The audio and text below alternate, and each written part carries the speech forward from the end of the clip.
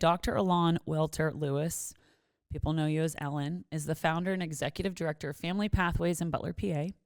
She holds doctorates in the study of children, youth and families, nonprofit business management, and leadership. Dr. Lewis pursued an education that was designed to provide a host of unique supports in the development of a trauma, loss, and transition center for the children and families of Butler County. So Family Pathways, 1998, and its facility, Monarch Place, 2003, which is the building that we are sitting in today, with Monarch Training Institute, 2018, are the culmination of this effort. Dr. Lewis also holds a master's degree in counseling psychology and is a licensed professional counselor with special training and skills in assessing patient mental health and treating cognitive, psychological, and behavioral disorders using a wide variety of therapy techniques. Early in her career, she provided professional services and training on child abuse prevention, kinship care, bonding, and best interest assessments while working closely with the courts on complex cases. She maintains a keen interest in developing and implementing services that are designed to strengthen local families. Dr. Lewis embraces the concept of collaboration and worked over the years to promote this concept by founding Butler Collaborative for Families in 1995. She also served as the chair of the PA Children's Trust Fund and the Juvenile Prevention Board in Harrisburg. That's quite impressive. It kind of makes me feel old. It's like my career has just flown by. Well, yes, but isn't that kind of how it feels as you get older? Time just continues to go quicker and quicker. Absolutely, and I don't even know how I got here. I'm definitely not done. I feel like I'm just getting started. Mm-hmm. I love that. And it's kind of hard to believe that I am eventually going to have to switch it up here, Absolutely. Well, I think it sounds to me like you're really good at doing that, though, rolling with the punches and being a chameleon of sorts and just adapting. Would you say you're pretty adaptable? I'm very adaptable, but this was my professional dream. Even as a little girl hanging the clothes out on a clothesline, I would dream about being a professional and working for the community, and I'm not ready for it to be done. Hello, and welcome to this season of Alter Ego. I am your host, Laura Crago. Let's keep the conversation going. Now a word from our sponsor, BetterHelp. For a long time, I suffered with depression and anxiety. I had tried therapy before, but struggled finding a therapist I connected with until I found BetterHelp. That's why I am so excited to share BetterHelp's mission to make therapy more affordable and more accessible, because finding a therapist can be hard, especially when you're limited to the options in your area. BetterHelp is a platform that makes finding a therapist easier because it's online.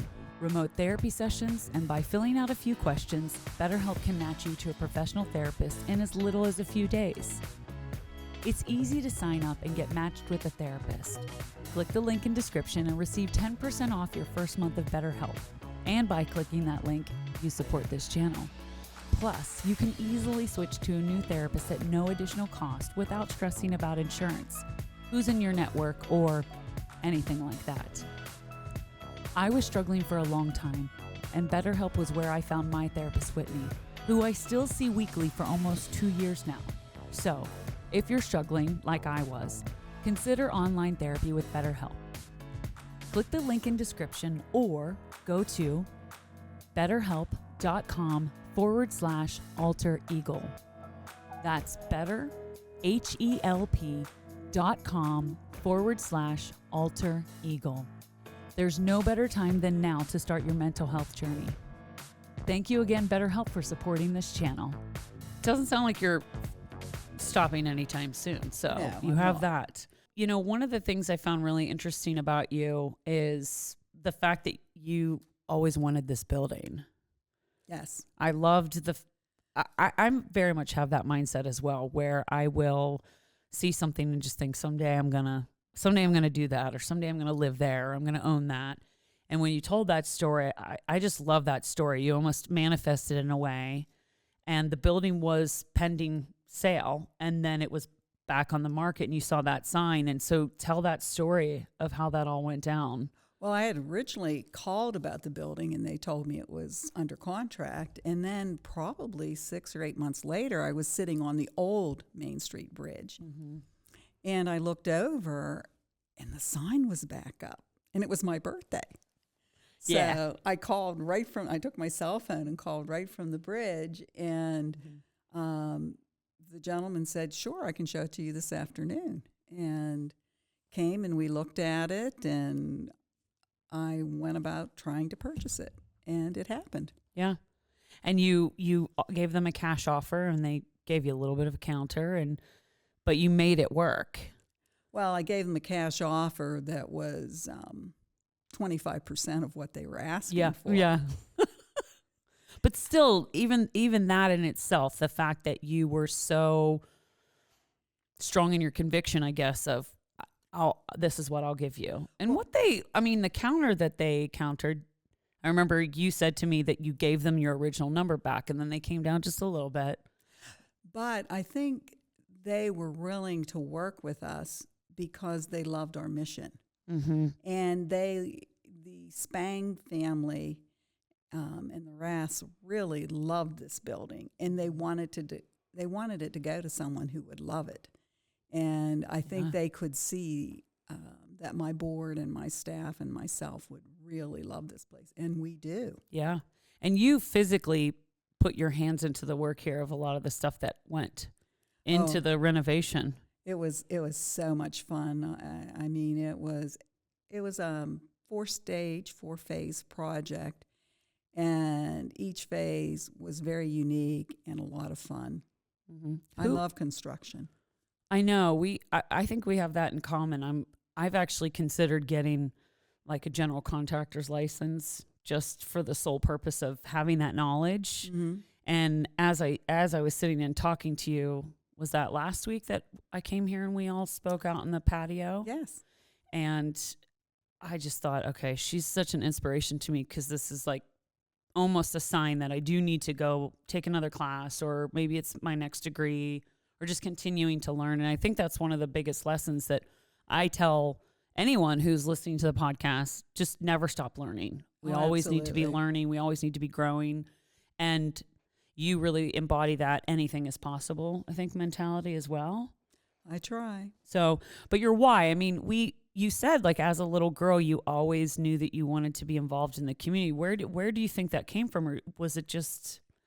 Oh, I always tease my staff. I said, if you grew up in my family, it was like going to business school at dinner. I mean, my parents would sit down and talk with us on decision making and how to make sound decisions and how to be frugal with your money and how to build businesses, because I grew up in a family business and a family farm. And even when I was getting my doctoral degrees, people were like, how did you know how to do this? I said, I learned this at the knee of Bill and Ethel Rita. I mean, it was like everything, they applied to the farm worked perfectly well and was sound advice for family pathways. And that's how we've grown. And it's very funny because other organizations come from other counties to replicate us. And when I start talking about their concepts, they're like, kind of like, well, that's unique. And I'm like, well, I don't know. It definitely works. Yeah, absolutely. So when we're talking about family pathways, so I went on to your website, we spoke, and you guys were filling me in, you and your staff were filling me in on everything that you offer here. But you have outpatient therapy, foster care, kinship, psychiatric services, you assess and visitation, Monarch Montessori, permanency, legacy, family-based mental health services, and PATH. Yes. And your trauma-informed philosophy. So your trauma-informed philosophy is, we are not here to determine what is wrong with you. We are here to learn what has happened and offer support where possible. Yes. I love that.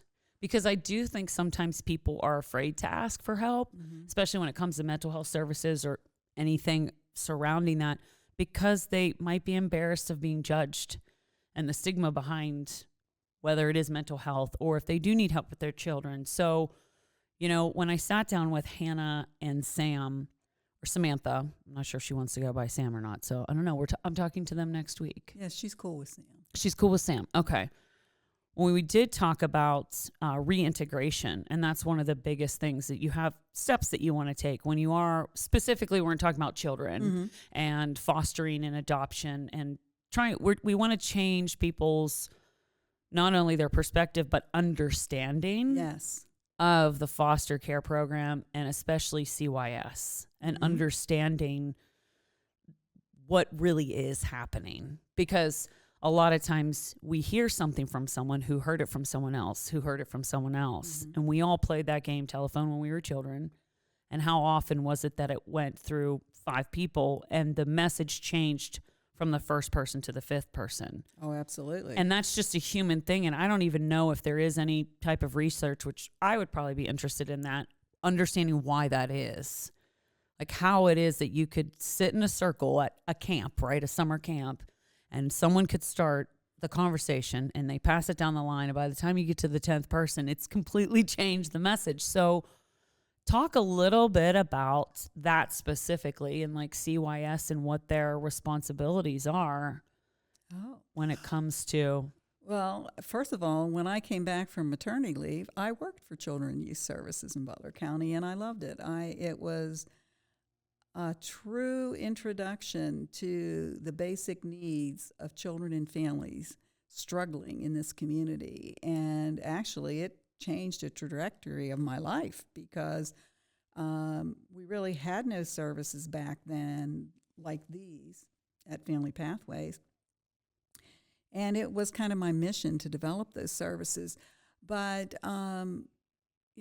people in the day used to think that they wanted to get your kids, and that's not it at all. Their real true mission is strengthening families and getting kids where they need to be safe, whether that's with their bio parents or whether that's with a kinship family or an independent set of foster parents.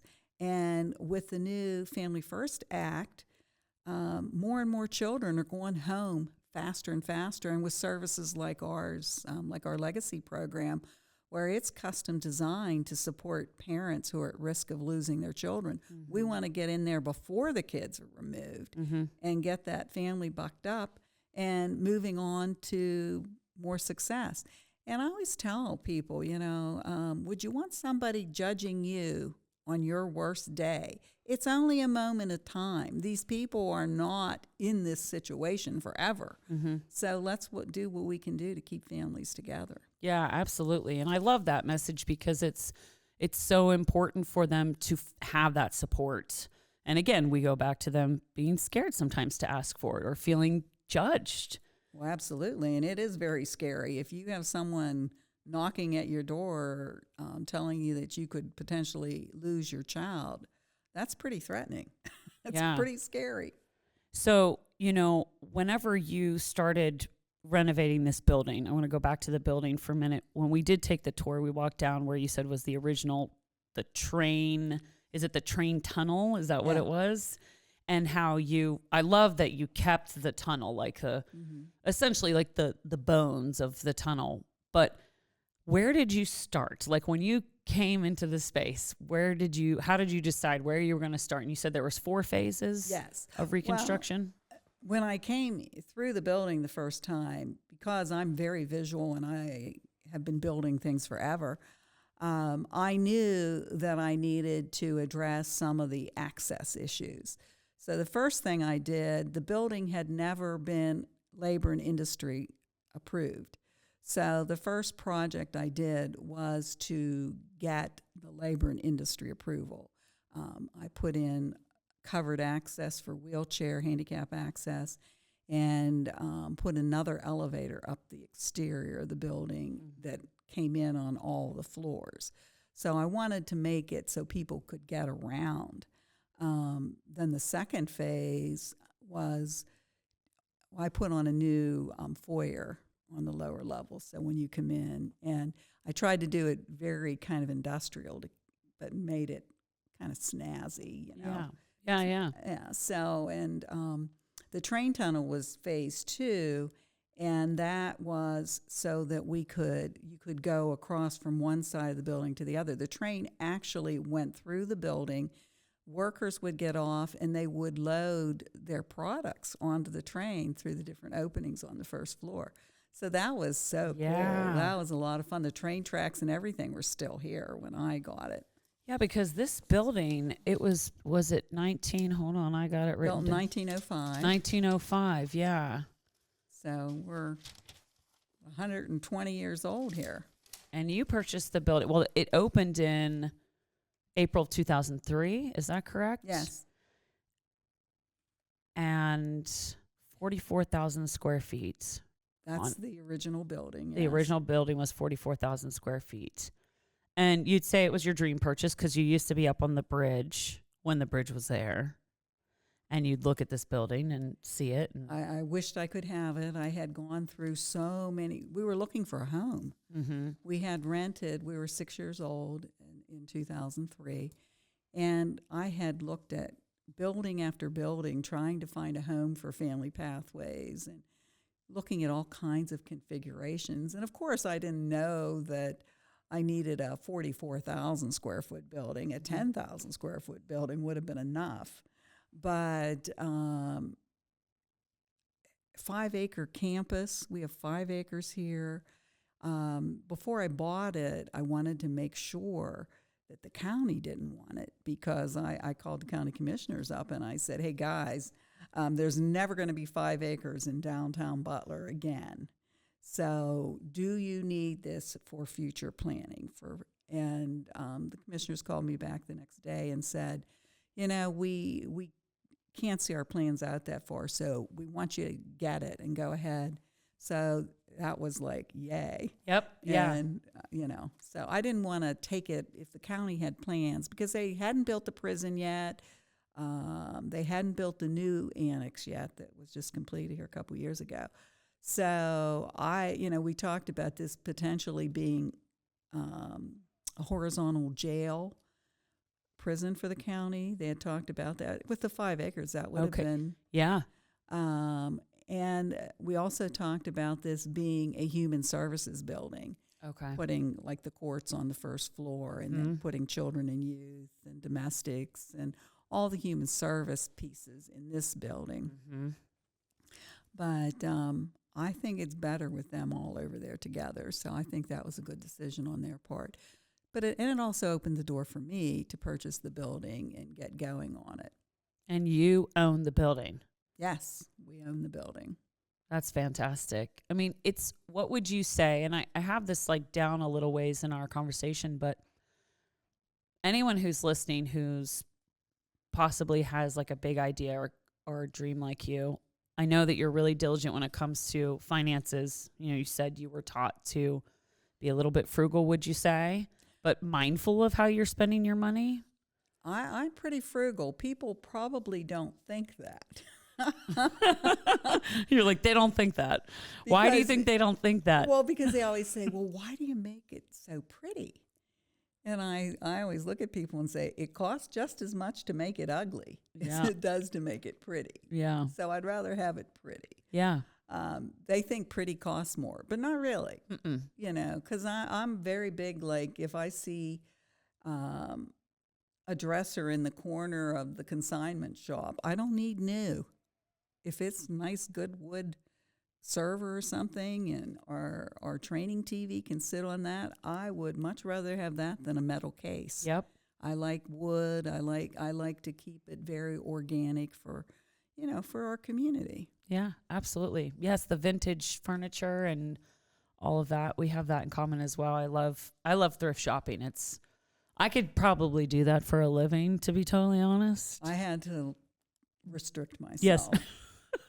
Do you ever go to they have that vintage, the antique show at Tanglewood? I think they just had it last weekend, I want to say. It's a good thing I didn't go. Okay, because I went last year and I ended up with this vintage purse that I love. And it like has a clasp, but it's like a hard purse case. And I get so many compliments when I use it, but it was like $50, you know? Mm-hmm.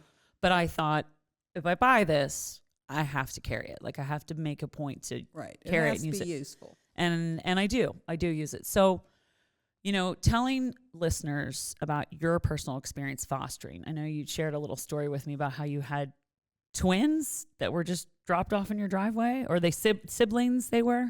Well, they were siblings. They were twins, and I was not really planning to foster at that time. And I had the best time with those boys, and I had to go out and get them and introduce myself and bring them into the house and kind of orient them. But that was my second foster care experience.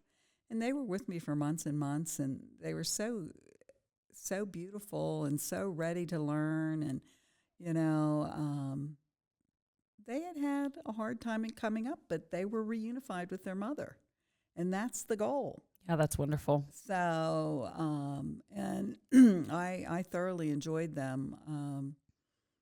My first little guy I had for 2.5 years, and that was a real introduction. I have to tell you, fostering is so rewarding. And I always saw myself when I retire being the foster caregiver for the babies in the hospital. I thought, I'll just take them home with me until their moms are ready for them. I don't know if I'm going to do that because, yeah.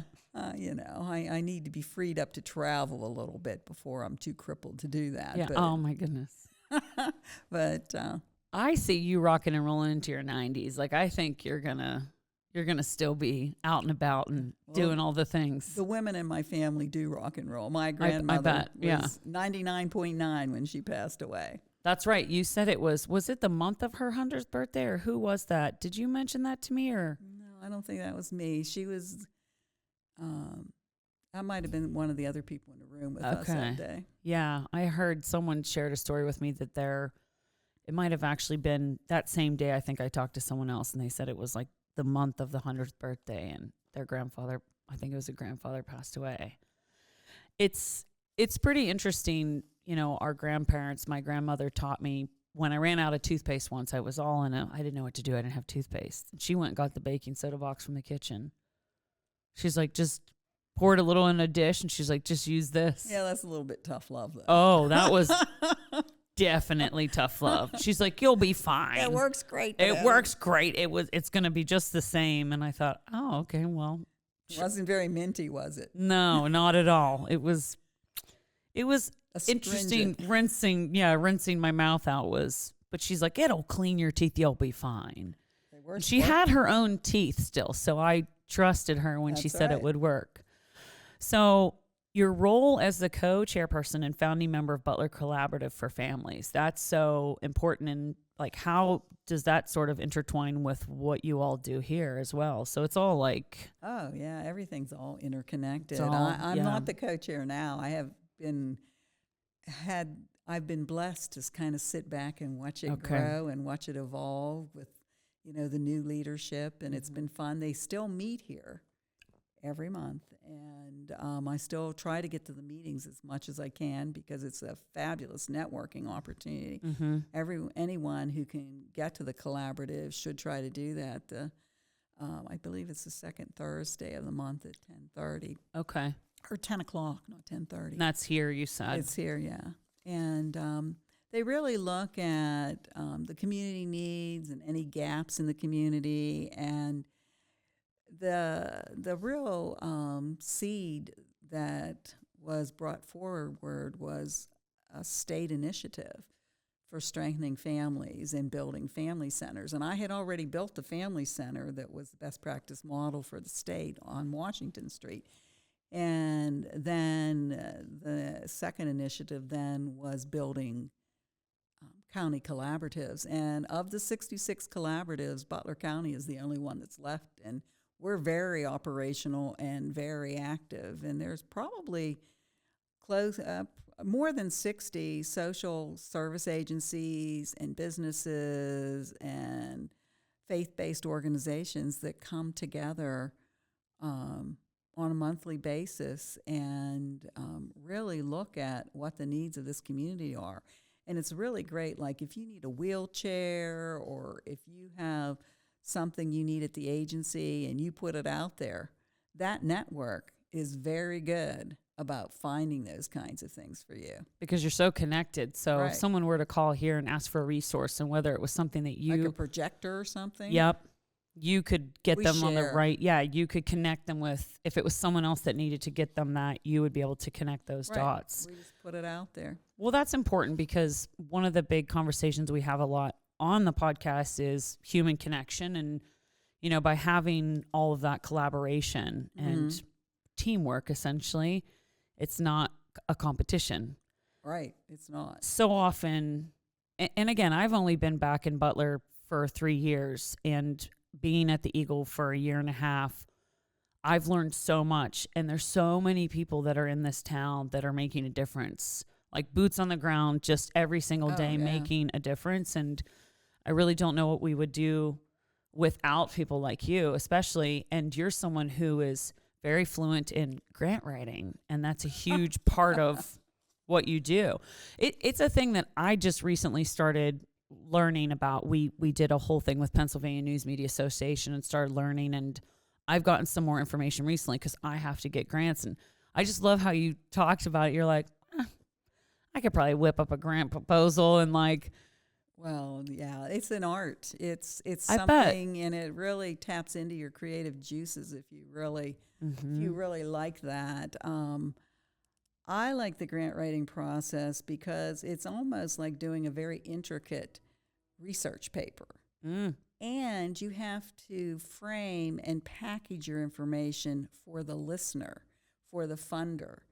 And you have to kind of have subliminal messages in there like, this is meeting your funding goals as well as mine, because especially foundations have to show their board that they're meeting their funding goals. So, of course, they want to fund people who are meeting those goals as well. yes. And then you need to watch the market, because when the market's up, foundations have much more money to share.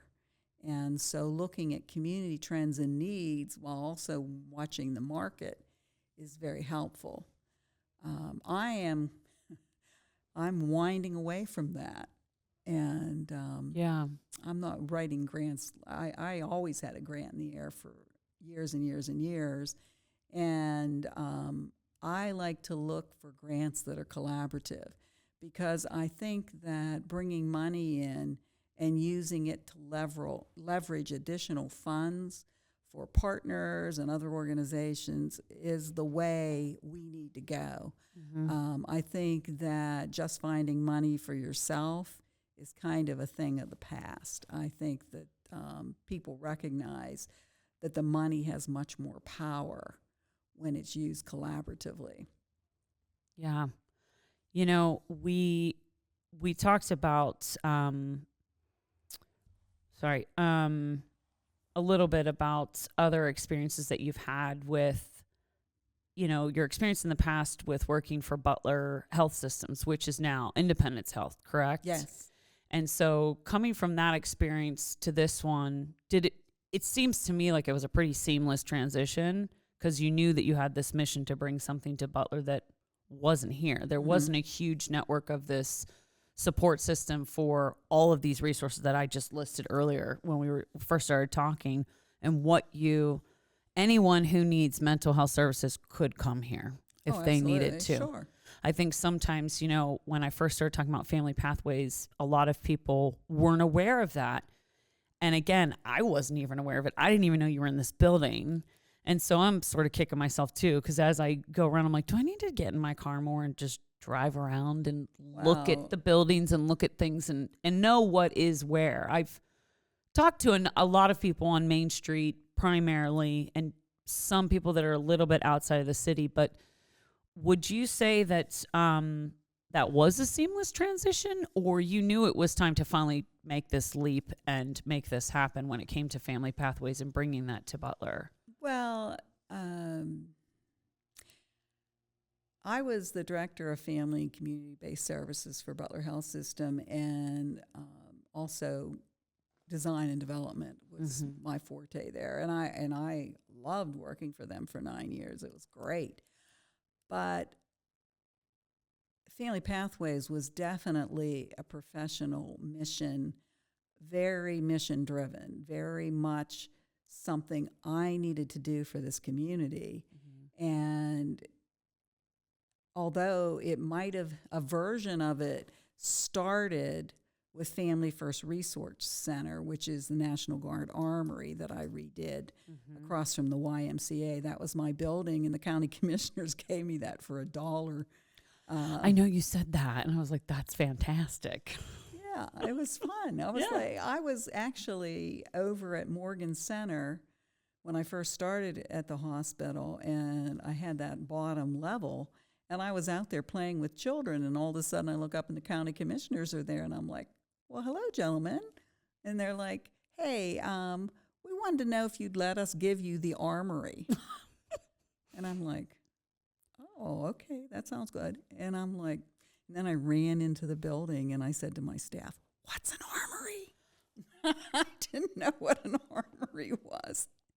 And then I called Lon Osterling up. He worked over at Children and Youth. And I said, commissioners want to give me the armory. He said, let's go look at it. So we went and we got the key and we went over, and I loved it. I mean, it was not in good shape. The ceiling was falling down in the one room, which is now Oak Hall.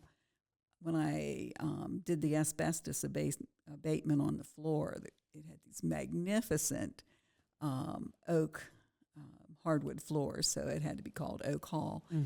And I had so much fun reclaiming the gym. The gym had been turned into a bar by the Army guys. Oh. And so I completely redid the gym, and I did a plan for layout, and it was a lot of fun. That was a fun project. It had vaults in it and a shooting range. The shooting range became the play therapy rooms. Oh, that's interesting. The vault became a children's library. It was just a lot of fun. Yeah. I mean, the front had chain link and razor wire put up, and I got to take all that down and soften it. And the brickwork, if you're ever driving on Washington Street and look at the brickwork on that building, is fabulous. It is so beautiful. And was able to, get a historical grant because it is a historical site.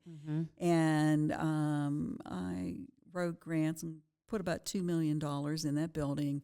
And then when I left the healthcare system, I signed it over with the agreement that it would remain a family center for the next 15 years. And then I started Family Pathways, stayed with the hospital for a little while because they wanted a longer transition period. And then finally went and was the only employee for Family Pathways for about 6 months before I hired anybody. And then it took off and And now you have a staff of, correct me, I don't have this one written down in front of me. Are you between, is it like 50 and 60 employees? Or is it's around 50 right now. Oh, it 50, was over 70 when COVID happened, but that's right. we had to back down during COVID, and I think To stay functioning. Well, every human service agency is very different now than they were 6 years ago. Yes. And it's crazy to think that was exactly what, well, now 5 years ago, we had COVID. This month we were in our shutdown, our 2 week, right? Remember? Yeah. And when that happened, and this isn't something I had planned to ask you, but did you know almost immediately that there was going to be a big shift? Did you think that we were going to be shut down as long as we were when it comes to, a society? Oh, absolutely. Yeah. I told my staff, I said, we need to batten down the hatches. This is not a short-term emergency. I said, when you're talking with pandemic and you're talking viruses and you're talking, and also I was very dear friends with the individual in the CDC making some of the shutdown decisions. So the information I was getting on the side was telling me that we're looking at years. Well, when they say global, yes. You hear global, and I don't think any one of us had ever heard anything like that before. And people were still picking up the pieces from that. Oh, absolutely, absolutely. And, in 1915, we had the Spanish flu pandemic that killed millions of people, like bim, bam, boom. This was kind of a, not necessarily an exact repeat, but a very similar experience in a much more congested world. And it really, I mean, Family Pathways fared very well, but keep in mind, we had just completed the Training Institute. We literally That's right. had our dedication ceremony and all of that in October of 2018. And we were ramped up and really using this new 16,000 square feet of training facility. And the order came down to shut the doors and lock them. And now, of course, we're operational again, but it's altered, and people still, and I don't blame them. I'm kind of a homebody myself, so a lot of people don't want to go out to training and stuff anymore, and it's a different world and a different society, and we're adapting to that. And a lot of people got used to working from home or having Zooms and having the convenience of that. And there has been, in this past year, I've noticed, you hear in the news, a lot of workplaces are saying, okay, back to the office now, time to get back to the office. And it can be hard once you get into a habit of something. I'm very much like that, creature of habit. And it can take, well, if you're consistently doing something for 6 weeks consistently, then you can start to actually feel that then it becomes just a habit. So when we're talking about how long it was before people even started traveling again, I think within that next year, I want to say a year, a little over a year after that, there were people that would start traveling. And that's when all the vaccines were coming out and even the boosters. And you couldn't go here if you didn't have this or that, or flying with masks. And I was teaching spin classes with a mask on my face. I would have passed out. I would have spun right off my It was spinner. like face sweating, and then you have a microphone, and I looked like an airline pilot because we had the silent headphones because we were outside because we had to be so distanced. And it's just crazy that we even experienced that. I know it was kind of I would say, okay, it's another Abby normal day. Yep, absolutely. There was nothing normal about it. No, and this is another thing I just thought of too. And how was it with all of these services that you provide? I mean, when it came to whether it was like reintegrating a child or getting a child into a foster home, and how did all of that happen? Oh, we did. We would have porch visits.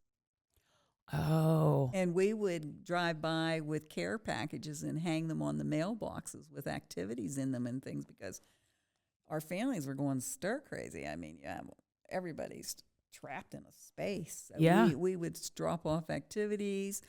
I learned how to make hand sanitizer because you made hands. Of course, you made hand sanitizer. Oh yeah, it was like it looked like a big witch's brew in there. I would stir it up. And yeah, you were just like people would be talking to me. I'd be in the kitchen with my big vat of hand sanitizer. Oh wow, okay. Yeah, and we would package it up for the families so that they would have it. And we would try to do fun colors and fun things for the kids in the hands. Make it smell more fun for them. Yeah. And do things like that. But staff did really creative things with games, and we just tried to do things for the families to kind of lessen the burden.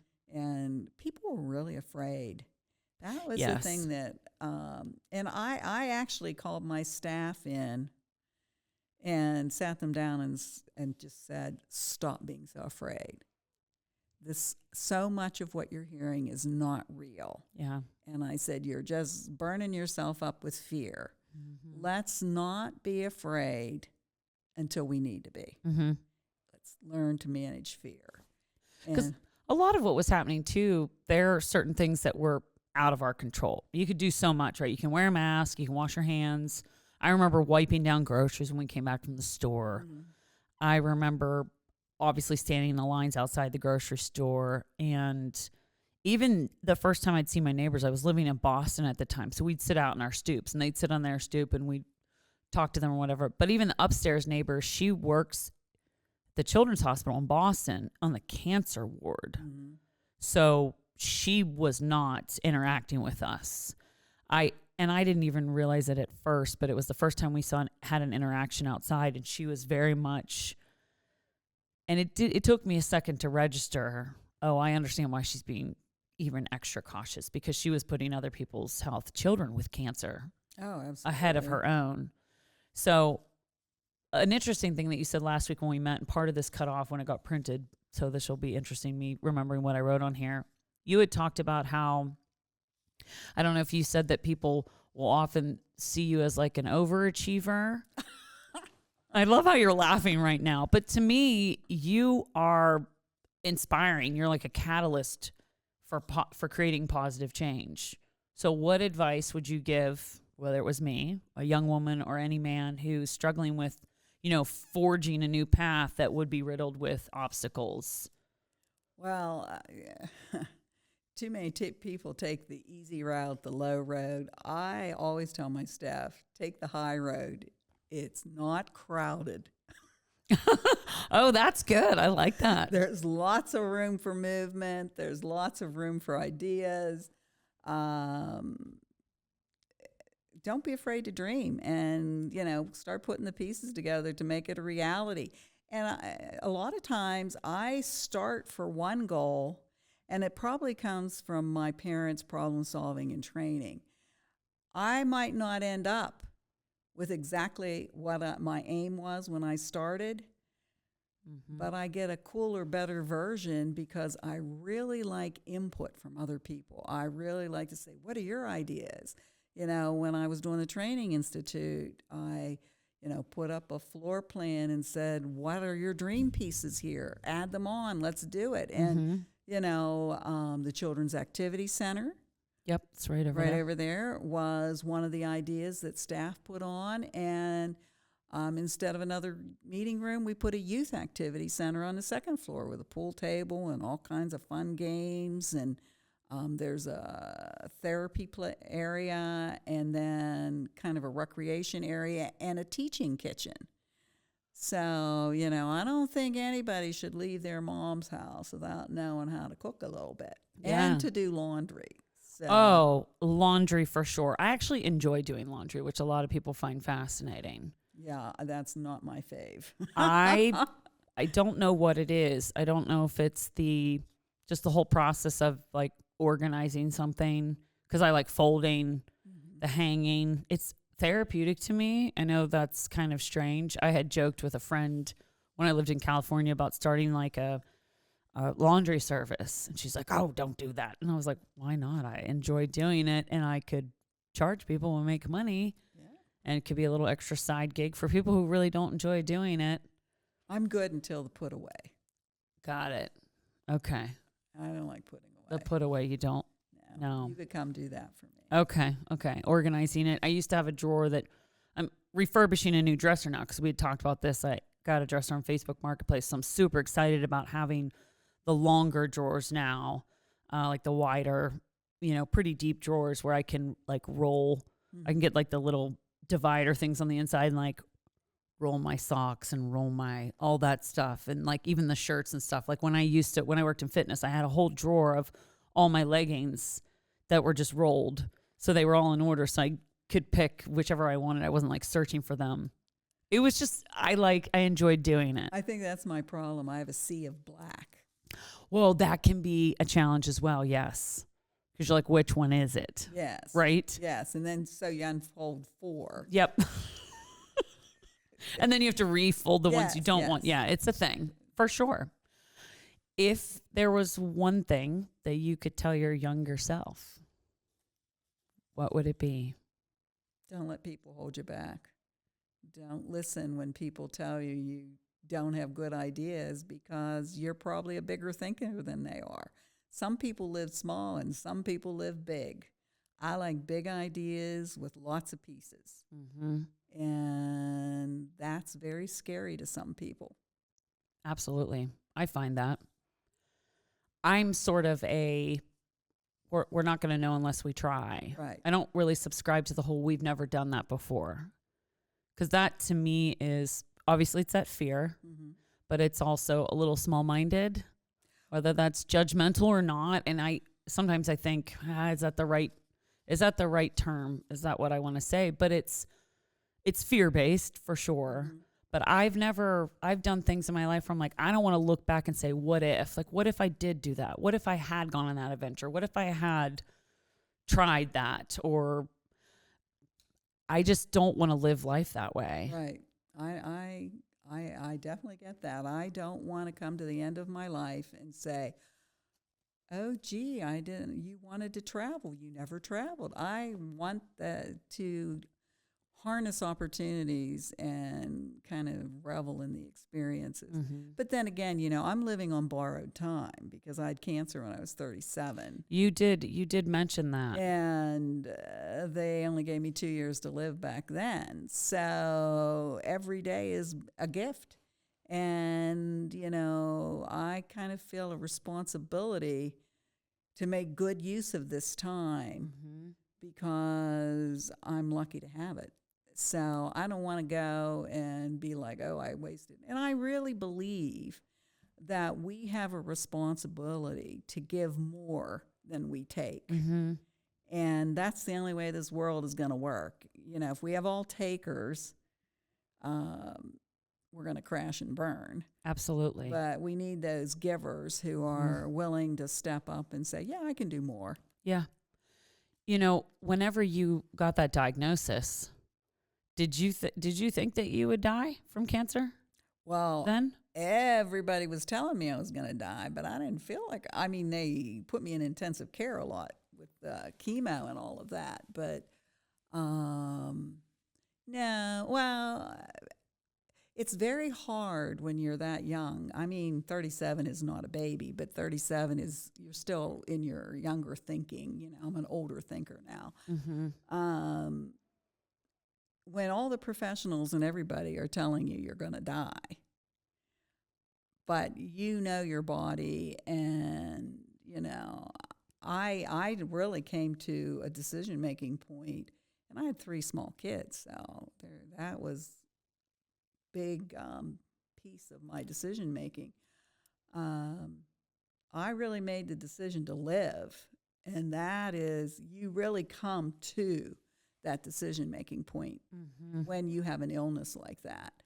And then you start challenging, like, what meds you're going to take. Oh, that doesn't sound right for me. I'm not going to do that piece. And I kind of monitored my own treatment. And, when they wanted to do the bone marrow transplant and told me it would only buy me 3 months of time, I was kind of like, well, come on now, guys. You're going to take me to the brink of death and give me 3 more really terrible months. Absolutely. To just suffer and not actually live those 3 months. Right. It became a quality of life issue. And I said I would rather have, 12 good months with my kids than 15 marginal months with them. And things just started really improving from there. And the healthcare professionals were very surprised. They're like, not your time. It wasn't my time. Yeah. I think that happens a lot, though, in not being a doctor, obviously not having studied medicine. I can't even imagine what it would be like giving someone a diagnosis like that, but then watching them actually fight and overcome this disease that we still to this day, there used to be a time when there was stigma behind cancer too. Did you know that? Absolutely. Absolutely. It's very different now. People are living longer. It's not a death sentence. I remember when the doctor said, would you like to know your prognosis? And I said, I think I know more about that than you do. And he says, if you have that attitude, you probably do. Oh, okay, good. Because that kind of blew him away. Yeah, he wasn't expecting that. Because I was over it. Yeah. I was like, this is like torture. You guys are. I had hair that was almost to my knees, and in 3 weeks I was bald. Oh. That was very awful. Oh, yeah. It's shocking. It was like I would get out of the shower and look in the mirror, and it was like I was, and people aren't going to know this person because he's old, but I said I felt like I was in the shower with Yul Brenner. He was a bald actor. Yul Brenner. Yeah, and then I would like be putting on my makeup and stuff, and I'd be like, it was like decorating a light bulb. Oh, It was like, I was like, who is that woman? wow. But you have to laugh at your life. That's the other thing. Mm-hmm. Take time to laugh. Yeah. And if you're in a job and you're not experiencing joy, you need to leave, because life is about experiencing joy. I tell my staff, if you're not experiencing joy in your work, you need to come to me and talk to me so we can figure out what your joy is and help build that into your work experience. Do you put that on your LinkedIn when you are looking for people to work here? I mean, put that out. That's a really great environment that you're cultivating, especially when you talked about the building and the room that we sat in when it was Hannah and Sam and you. And we sat out there and you said, I asked the staff, like, again, we're talking about all these rooms that you have here and the resources, but you asked them what they wanted, and they wanted a place that was similar to like a patio sort of lounge area that they could go to. And they didn't want it conditioned. That's right. They wanted to be able to go into a place where, like in the spring and summer, they could open the windows and have that fresh air. And you gave them that. Like, you asked them what they needed, what they wanted, and then you gave them what they asked for. Yeah. And you do realize that, like, not all places are like that. You're like an anomaly. Well, I know, but it you know, and it's not always easy because you are working with people. But we do, you know, like it's yesterday's Social Work Appreciation Day, so we got ice cream for everybody. Oh. And just say, hey, we appreciate you. Yeah. But, you know, you're still working with people. Everybody's not always going to be happy. I'm not saying this is nirvana here. Because, yeah. But because that's not realistic, but I understand. But we really do care. Our employees are critically important to us. And we spend a lot of effort trying to figure out what excites them, what makes it a quality experience for them. And, you know, we hand out our, basically, if you're not finding joy, that's one of our points on our organizational culture. And we hand that out in the job interview. We hand out the key elements of our organizational culture. And if you don't have an above and beyond attitude, or if you're not into helping the person sitting next to you, or if you can't stop and share some empathy with someone in need that day, whether it's a peer or a client, then this probably isn't the work environment for you. One of our things that we have hanging all over the place in the building is Ethelrita wants to know, are you thinking ahead? Ethelrita is my mother. And that was something she asked me 20 times a day. Are you thinking ahead? Have you thought about this? And that is probably what has made, that is the key phrase and the key concept that has made Family Pathways successful, as successful as it is. Are you thinking ahead? Are you thinking ahead? Oh, I like that. Yeah, you'll see it upstairs. There's butterflies, and it says, Ethelrita wants to know, and then, are you thinking ahead? And then we ask that when people are hired here as part of our orientation, because they hear it, they see it. We'll say, what does Ethelrita want to know? And then everybody will yell, are you thinking ahead? So that's a lot of fun. And when my mother came in, she was like 94 when she was visited the last time. And she came and she saw those little signs, and she was so tickled. She didn't know. I love that. So, you know, what you're doing is, when we're talking about giving back and doing things for others and giving as much as you can of yourself, and I feel like you do an abundance of that. So how do you take care of yourself? You know, we talked a little bit about your life outside of here and your home life and that, whatever you're comfortable sharing, obviously, because I think it is good to have a little bit of things that just belong to you, that are just yours. Not everybody needs to know. But like when life gets hard and work gets hard, because this is really hard work that you're doing, what do you do? What is your... I have some very specific needs. I must dig in the dirt. Okay. I must.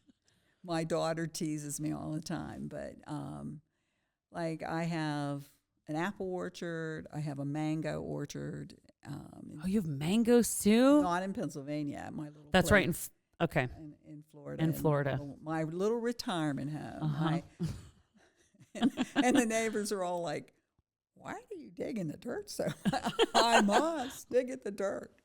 And I plant a big garden, and I like to share. And like when my apples produce, I like to load them all up and drive them over and drop them off at the community centers. And they made apple crisp last year out of my apple donation when they serve the community meals. Mm-hmm. And so I like to do things like that. And I like to raise koi, see peaceful things where I can sit and feed the koi. And water is very relaxing, like even just the sound of water. Oh, absolutely. It's supposed to be relaxing. I had two, and I was told they were called shubunkin. Shabunkins, yeah. And it's funny because at the time I was living in Los Angeles in a 1-bedroom apartment with my boyfriend, tiny apartment. And a friend of mine was moving to New York, but he was selling all the stuff and flying with his cat. Mm-hmm. He said, I have 2 goldfish. That's what he told me, goldfish. And I'm trying to rehome them. And I was like, oh, goldfish. Like, we had a fish tank as a kid, like, not that big.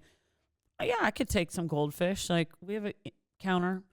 He's like, when can I bring them over? And so planned that with him. And he shows up, and I said, when he showed up, he said, where can I put the stand? I said, stand? What are you talking about? How big was the tank? 100 gallon?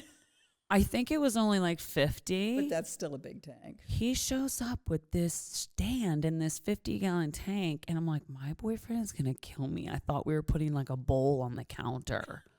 And it had a light and everything. Well, then I ended up we lived in Sherman Oaks at the time, and not too far from where we were was this huge like aquarium fish store. They had everything in there. And these fish, the first time I cleaned the tank, I cleaned it the way you told me to clean it, okay? Before I tell you, because you're going to laugh at me when I tell you what I did. I cleaned the tank, and afterwards, these fish looked like they were frantic. And I was like, I don't know if they're okay. I think I did something wrong. He's like, you need to go to that fish store and ask them. I don't think you did that right. They didn't have enough oxygen. I took too much of their natural grime out. I put too much new water in, even with like the tablets and all that stuff. But I transferred them to like he had like one that I thought they were going to actually come in. There was 2 of them, and they were pretty decent size, I guess they can grow based off their environment too. Like if I did get a bigger tank, they would have gotten bigger. But I went to the, fish store, and the guy's like, oh no, that's not how you clean the tank. And I said, well, also he's told me to leave the light on. He goes, no, they can't sleep. Their eyes don't close. So they're not sleeping at all. I said, well, they haven't slept for 3.5 years then, because that's how long he's had them. And he's left the light on always. So I started turning the light off at night and everything. And he gave me the whole thing. And I had the suction thing that I would suction so much of the water out. And then I had the glass cleaner that I'd clean it right. And then I'd suck the stuff out of the bottom to get the grime out of the bottom. And so he taught me how to do it. But that first time, man, I cleaned that whole thing spick and span clean. Like I took all of their slime out of there. So I thought you would probably laugh at that, since you are very well versed in that. Oh, yeah. When it comes to the fish. What future do you see when we're sitting in this building, Monarch Place and Family Pathways?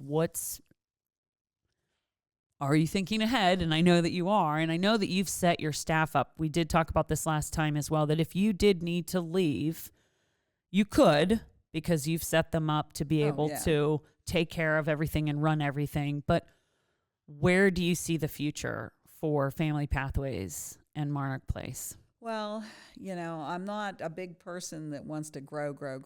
We're at a really, a lot of places they keep trying to grow. Mm-hmm. You need to find your sweet spot and just stay there. Mm-hmm. And then modify as the community requires it. So I think we're very much where we need to be. And I see us, I'm not concerned about getting bigger, but you can always get better.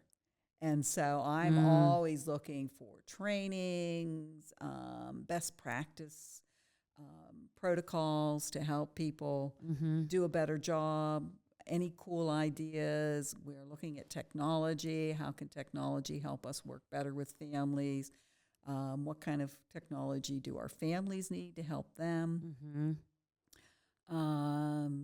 Asking our families what they want and trying to give it to them. So just really getting better, not bigger. Yeah, I love that because I do think you're right in that sense that people think they need to be all over. Oh, we have all this many locations. I'm like, but what's the quality of what you have?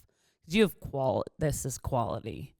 Well, we try to we're very big on quality. We're very big. We love our audits. We like it when the professionals come in and look at what we're doing and look at our quality assurance processes because we have a pretty extensive one. And we love to share our information and our materials with other programs. And we've done replication projects and things like that to help other providers improve and build services for other communities. We're happy to help people build. We just don't want to own them. You know, Yes. I'm happy to give the knowledge away, help other people. I don't need to own it.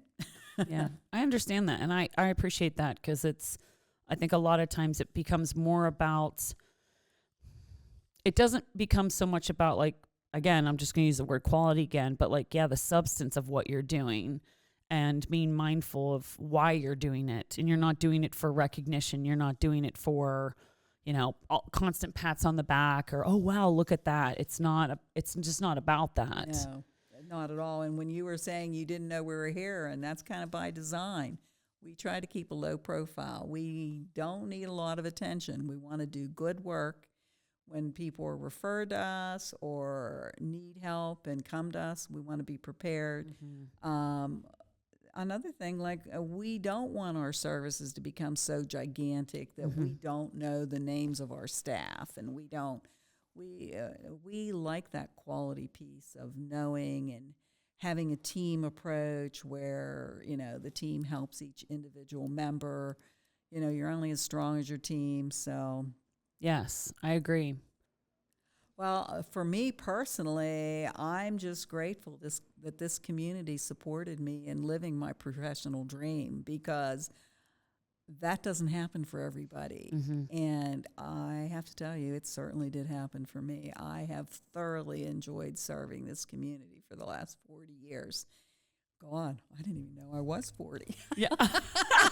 Oh my gosh. You're hilarious too. You're just so funny. And, but I really, it was all about creating services for me and having the ability to strengthen families through an organization. And it's happening. And I really loved what I do, and I've met some wonderful professionals over the years, including you, Laura. Thank you. I just hope that I can continue to do it well into the future. Me too. Well, it's really been a joy to sit here and talk to you and to meet you, and you're very inspiring to me. You also you have so much gratitude. Like, you just have this energy of gratitude, and you're so positive in a way that I don't feel like a lot of people take that path, if that makes sense. So sometimes we tend to focus on what's not working. And I feel like you don't give it any energy. You don't give it any space. You just sort of like, but this is what needs to be done. And that's all that is. It's just what it is. That's the good eldest, Yeah. Being the big sister. Okay, so you were the big sister. Yeah. So it was always my job to fix it. Yeah. It's just been a real joy talking to you. Well, And thank thank you. you. And this is a beautiful space, and I'm just really honored to be here. So thank you so much for your time. Thank you. You're welcome. Yeah. Thank you for tuning in to Alter Eagle. Join me every Monday for a new episode, and be sure to click subscribe so you don't miss a single episode. Follow us on Instagram at Alter Eagle Podcast. Until next time, stay safe, stay hopeful, stay kind.